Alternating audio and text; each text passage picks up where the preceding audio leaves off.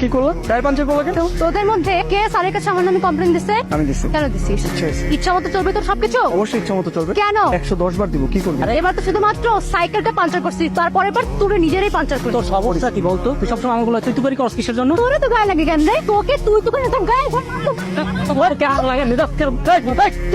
তোরা জানা তোরা যা, আবার স্যারের কাছে বিচার দে। দিয়ে দেখ, এবার তো খালি তোর চাক্কা পাঞ্চার করছে, এবার তোরে পাঞ্চার করে দিব। তোর কি মনে হয় না পড়ালেখাটা একটু ভালো করে করা দরকার? এইরকম রেজাল্ট করলে তোর বাপ আইয়া তোর একটা রিক্সাওয়ালার সাথে বিয়ে দেবে। ঠিক আছে, আব্বারে বলো রিক্সাওয়ালাটা জানি একটু সুন্দর হয় আর বিড়ি যেন না খায়। আই খারাপ সে ও তোর সমস্যাটা কি? ও তো ফাজিল কে, ও তো ফাজিল মেয়ে মেয়ে লাইফে দেখিনি। আমি ফাজিল? তুই তো কি বাবা মা আদব কায়দা শেখায়নি? বাপ মা তুলি গালি দিবে না, খবরটা। কি করবো? তুই তো করে বলে একদম খবর আছে।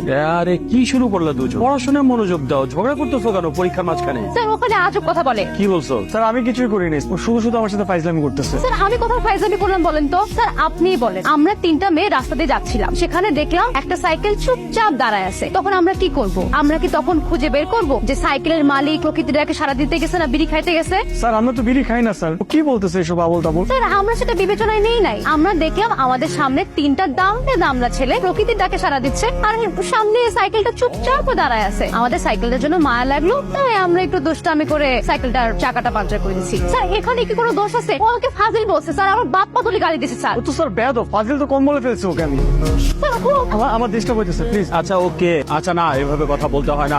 আমি দেখছি, আগে পড়ালেখা শেষ করো। কি আজকে সাইকেল আরামে? সাইকেলের টিউব পাল্টে দিতেছি, কাল পরশু পাবো। ভালো হয়েছে, মেয়েদের সাথে লাগতে আসলে এরকম হয়। তোর শিক্ষা হয় নাই না? তোকে তখন ডেউস দিয়ে মনে পড়তেছে না? আবার আসছিস তুই আমার সামনে।